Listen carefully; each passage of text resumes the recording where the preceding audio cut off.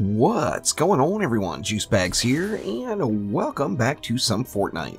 I had a perfect opportunity for a little King of the Hill action with a whole lot of launchers on Deliver the Bomb, power level 88, and I did get this done solo. Now, I brought along the UAH with old Wukong, and then Bunny Penny as the support and tactical. Now, I have been bringing along the soldier a little bit more on these solo runs, as I just find that the extra DPS can be quite beneficial. And in this particular situation, as you see here, I truly did get a King of the Hill setup that you just don't see very often. In fact, all of my Deliver the Bombs I've done so far, I think I've only seen... I think this is the second one that's come out just this absolute perfect. And it's just a huge example of why you should not take launchers for granted, as you can come in way under the build limit, save yourself a ton of materials, and still get the job done on quite a few of these missions just using launchers alone. Now, I do like to combine the floor and the wall launchers, but first things first, let's clean this up a little bit. The bomb has been loaded into the launcher. So after I'm done cleaning up the track, I do start at the very, very bottom of the hill here and get a little bit of kill in at the bottom. The reason I like to do that is I want the mobs to kind of have a rinse and repeat effect, going through the same small little 1x1 kill box over and over again. Now, as you'll see, with the exception of my launchers, I did use quite a few of the free traps that I just found while running around the map. I did use a few on my own, however, I tried to limit pretty much the usage of all the damaging traps just to the free stuff. Now, as I mentioned, I do like to combine those floor and the wall launchers to kind of double dip on the CC, and it is just an absolutely amazing combo when you get the right situation. So, of course, Deliver the Bomb is static. It's always static mobs. They never change. So once you set up, you're good to go for the length of the mission. Now, a pretty short one. Actually, one of the easiest missions now to solo, and really just an absolutely perfect mission for you to test any of your setups, as with the static mobs, you know there's not going to be any surprises.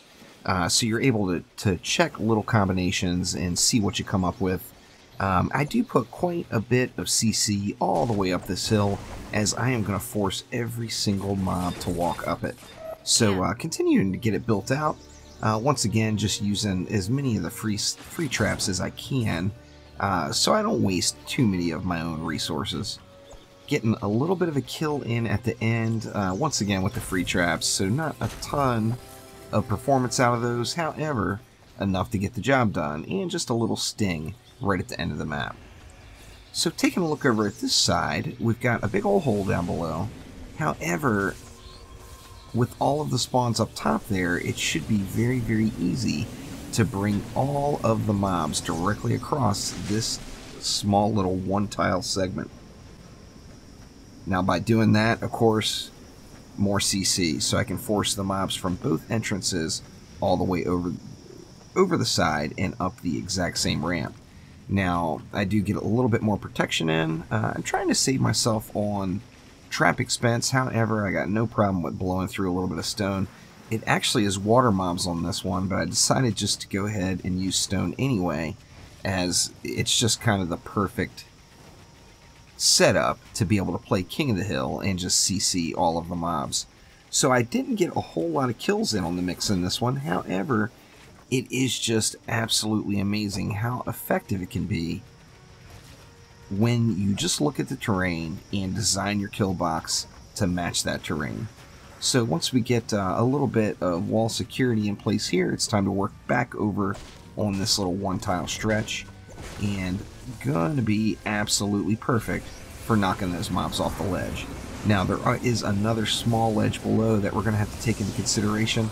However, first things first, 3 tiles usually is enough in a 3x1 situation to just crowd control everything. Now, there could be 1 or 2 mobs that sneak through, but considering all of the mobs are going to be CC'd, having 1 or 2 mobs to deal with is not that big of a deal. Now, just to make sure, I do block off this other side here, just to ensure that nothing is going to run around this way.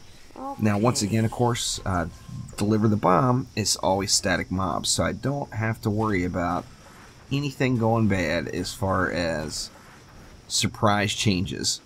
Now, just to be safe, I am doing it solo. I am going to put a little smasher protection in. I didn't really see the need to put a roof on at all. Actually, in Deliver the Bomb, I'm not really using the roofs anymore, hardly at all, as it just seems like a little bit of a waste of resources, as lobbers just are not throwing at the objective on Deliver the Bomb. Now, once again, doing a little 3x1 physics setup here, and then I've got a little bit of last resort right at the end. So I'm going to throw in just a couple of little guide rails to make sure the mobs stay in nice and close and tight to the wall, and then going to use the floor and the wall launchers, so need to get that stair up above. Now with the wall launchers in place, just need to throw the floor launchers in, and it is gonna be good game here. Taking one more little peek around, I noticed that little ledge down below, and that could potentially cause a problem, as I don't want mobs to not have to start at the bottom of the hill. So nothing that a couple of more wall launchers can't take care of. As you see here, 86 of 110 probably could have been done a lot less. There's looks like 88 of 110 altogether now there.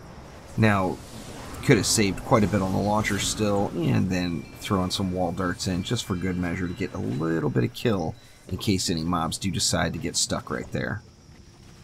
Now, once this is all set up, we are ready to start, and as you can see, it is just King of the Hill mania, and nothing can really make it close. I do end up having like 1 or 2 little mobs leak through, or actually a blaster leak through as well. Here I noticed that they're being launched off onto that building. I didn't want to cause any, or give any line of sight to any blasters up there, so the easiest remedy for that, get rid of the building. So out comes the minigun. Of course, since the last patch, we can now do this, and it makes things very convenient. We're taking damage, guys. And then that allows us to get back to just throwing mobs over the edge and watching the festivities. So I spent most of the map just kind of kicking it up here.